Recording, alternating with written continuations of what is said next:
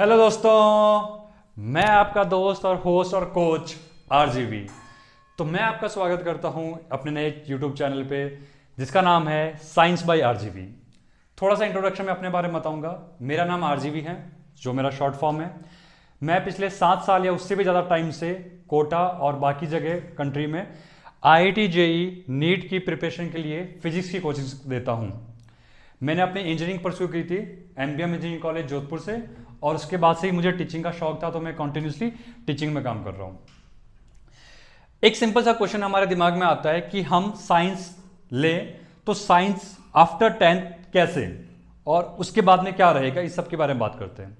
हो सकता है आपने अभी तक बहुत सारे वीडियोस देखे हो, बहुत सारे लोगों से सुना हो, अपने टीचर्स, भाई बहन, दोस्तों से कि साइंस क्यों लेनी चाहिए, क्यों नहीं लेनी चाहिए, बहुत टफ होती है साइंस या बहुत आसान होती है। तो वो सारी बात आप कर चुके होंगे। मैं आपको ये बता रहा हूँ कि अगर आप साइंस लेते हो तो उसके आगे का पाथ कैसा रहेगा। देखिए, अगर आप 10th के बाद साइंस लेते हो तो साइंस में 2 स्ट्रीम चूज करनी है आपको।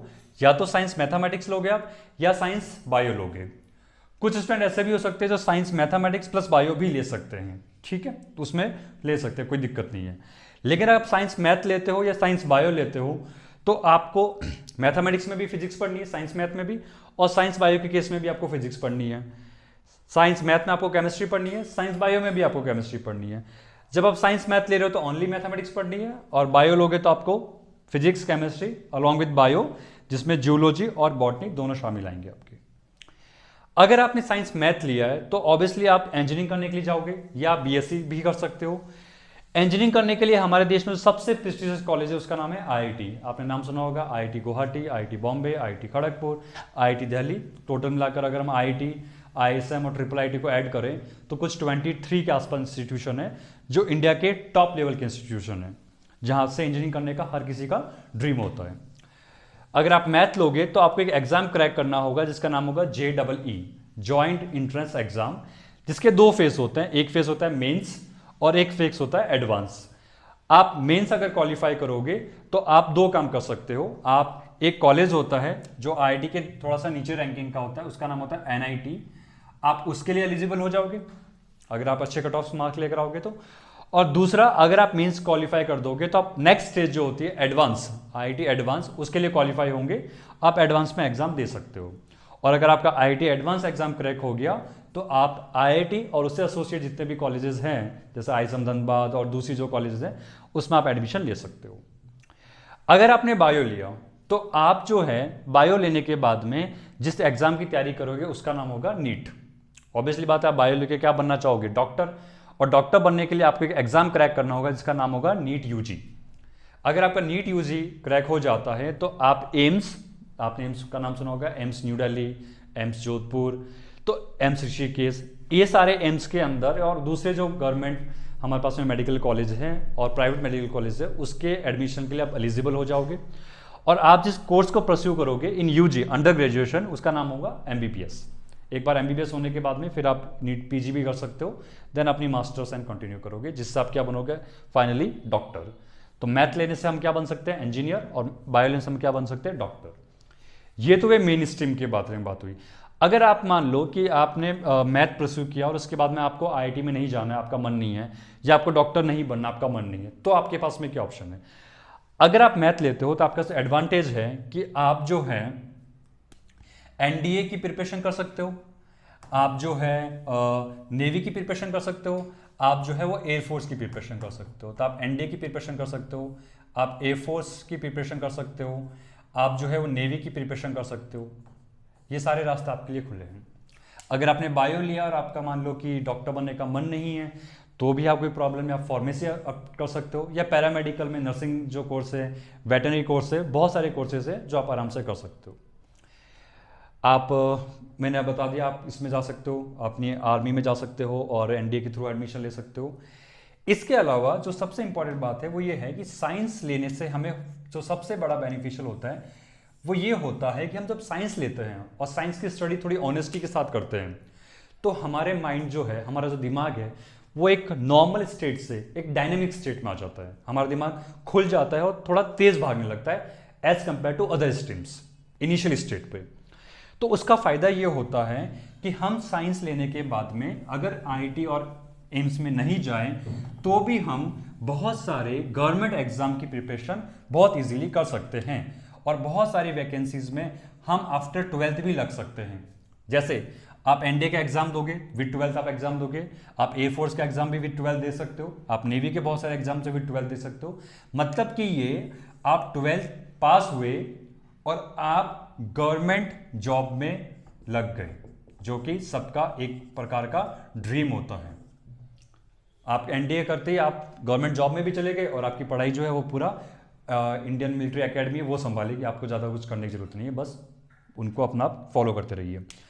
और भी बहुत सारे गवर्नमेंट जॉब्स होते हैं, जैसे आप जानते हो एसएससी, आप जानते हो रेलवेज, ठीक है, और दूसरे डिफेंस एग्जाम होते हैं उनमें भी आप जा सकते हो, ठीक है। एसएससी से रेलवे में, इन सब में साइंस का एक बहुत अच्छा रोल होता है। देखिए इन एग्जाम में क्या होता है कि साइंस अगर डायरेक्टली तो पूछी जाती है, इसके अलावा क्या रहता है कि इसमें मैथमेटिक्स और रीजनिंग पूछी जाती है, जो एक साइंस स्टूडेंट की बाकी स्टूडेंट के कंपेयर में बहुत ज्यादा रहती है। अगर आप एसएससी और रेलवे के एग्जाम देखो तो उसमें जो सक्सेस रेशियो है वो सबसे ज्यादा इंजीनियरिंग स्टूडेंट्स का है, बीएससी स्टूडेंट्स का है और अदर जो मैथ से साथ उन्होंने करा होगा। बाकी स्ट्रीम का सक्सेस रेशियो ऐसी बात नहीं हो सकता है, लेकिन साइंस वालों का सक्सेस रेशियो थोड़ा ज़्यादा रहता है इस एग्जाम में, क्योंकि थोड़े से ये साइंस ओरिएंटेड एग्जाम होते हैं, मैथमेटिक्स रहती है इनके अंदर। अगर मैं बात करूं दूसरे गवर्नमेंट जॉब्स की, तो जैसे एक एग्जाम होता है इसका नाम होता है लैब असिस्टेंट, हिंदी में इसको बोलते हैं प्रयोगशाला सहायक। ये एग्जाम भी जो है वो प्योरली साइंस वालों के लिए है। इस एग्जाम में जो सबसे ज़्यादा बेनिफिट होता है, वैसे तो मैथ वालों को भी होता है, पर उनसे ज़्यादा बेनिफिट होता है वो बायो वालों को होता है। अगर आपने साइंस बायो पढ़ा है और आपने नीट की प्रिपरेशन करी है, तो आप मानिए कि अगर आप थोड़ा बहुत भी जीके पढ़ लेते हैं तो आपका लैब असिस्टेंट आसानी से निकल सकते हैं। इसके बाद एक और एग्जाम होता है जो काफ़ी बड़ा एग्जाम होता है, जो राजस्थान गवर्नमेंट का बेसिकली एग्जाम होता है, जिसका नाम होता है एसीएफ या FRO, assistant conservator of forest या फॉरेस्ट रेंज ऑफिसर होता है। इसमें भी साइंस वालों को बहुत फायदा होता है, क्योंकि इसमें जो सब्जेक्ट्स होते हैं वो साइंस से रिलेटेड कुछ ज़्यादा होते हैं, तो इसमें भी साइंस वाले फायदे में रहेंगे। और भी एग्जाम हो गया, जैसे मान लीजिए अगर आप दे रहे हो आरपीएससी का एग्जाम दे रहे हो, राजस्थान पब्लिक सर्विस कमीशन के एग्जाम से, चाहे आप आरएस का एग्जाम दे रहे हो, उसमें भी साइंस रिलेटेड लोगों का सक्सेस रेशियो ज़्यादा ही रहता है। आप किसी भी पब्लिक सर्विस का एग्जाम देख लीजिए। आप अगर टीचिंग में बात करो तो आप फर्स्ट ग्रेड टीचिंग के लिए भी साइंस, आपने मान लीजिए साइंस से बीएससी किया है तो आप बीएससी करके बीएड और एमएससी कर लीजिए, उसके बाद फर्स्ट ग्रेड एग्जाम दे सकते हो। आप सेकंड ग्रेड एग्जाम जो भी गवर्नमेंट टीचर के होते हैं वो आप दे सकते हो। इसके अलावा अगर आप रीट का एग्जाम दो तो उसमें भी साइंस का रोल आता है, तो आप टीचिंग में फर्स्ट ग्रेड टीचिंग के लिए जा सकते हो साइंस से, आप सेकंड ग्रेड टीचिंग का एग्जाम दे सकते हो साइंस से, आराम से दे सकते हो।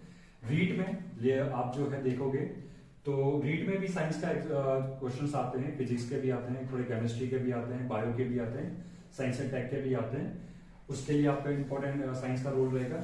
पटवारी में साइंस के क्वेश्चन आते हैं, ठीक है, फिजिक्स के रिलेटेड कुछ क्वेश्चन आते हैं, कुछ बायो से आते हैं, कुछ केमिस्ट्री से आते हैं, जिसे जनरल साइंस कहते हैं। वीडियो जिसे ग्राम सेवक कहा जाता था पहले, इसमें भी साइंस से रिलेटेड इतने डीप में क्वेश्चन नहीं आते, पर साइंस से रिलेटेड क्वेश्चन जो जनरल लाइफ में काम आते हैं वो आते हैं हमारे पास में, क्योंकि लिखा होता है क्वेश्चन के अंदर कि आप जनरल बात करिए, जनरल साइंस की बात करिए। फिर वनपाल, वन रक्षक, फॉरेस्टर एंड फॉरेस्ट गार्ड, इसमें भी क्वेश्चंस में साइंस के क्वेश्चन आते हैं, बायो के क्वेश्चन आते हैं, फिजिक्स के क्वेश्चन आते हैं, केमिस्ट्री के क्वेश्चन आते हैं, जिसको अपन साइंस इन जनरल लाइफ कहते हैं। तो कुल मिला के ये बात है कि अगर आप 10th के बाद में साइंस लेते हो तो आपके पास में यही ऑप्शंस हैं, खुले रहते हैं। और दूसरे जो आप गवर्नमेंट एग्जाम की तरफ देखिए, सबका ड्रीम होता है सरकारी नौकरी लगने का, तो अच्छी बात है, आपका ड्रीम रखिए और उसके लिए आप मेहनत करिए। तो गवर्नमेंट जॉब्स के अंदर जो है साइंस से रिलेटेड चीजें पूछी जाती है, तो अगर आपने साइंस परस्यू कर रखा होगा तो आपको ऑब्वियसली है बाकियों के कंपेयर में थोड़ा इसमें बेनिफिट रहेगा, एक बात ये। दूसरा, अगर आपने मैथमेटिक्स ले रखा है, साइंस मैथमेटिक्स ले रखा है, तो आपकी जनरल मैथ तो अच्छी हो ही जाएगी, क्योंकि आप मैथ उस लेवल पे जाके पढ़ोगे। अगर आप जेई की तैयारी करोगे तो उस लेवल पे जाके पढ़ोगे तो आपकी मैथ अच्छी हो जाएगी। उसके साथ साथ मैथमेटिक्स अच्छी होने से आपका एक एनालिटिक पावर बढ़ जाएगा आपका, तो आपकी रीजनिंग भी अच्छी हो जाएगी। तो ये जो मैंने चीजें बताई है साइंस को लेने के जो कुछ बेनिफिट्स हैं, और साइंस लेकर आप आगे किस तरह से अपना करियर परस्यू कर सकते हो, किस तरह से अपना एक ड्रीम जॉब अचीव कर सकते हो, अपने आप को लाइफ में सक्सेस बना सकते हो, तो ये इसके बारे में बात की। Okay, thank you so much.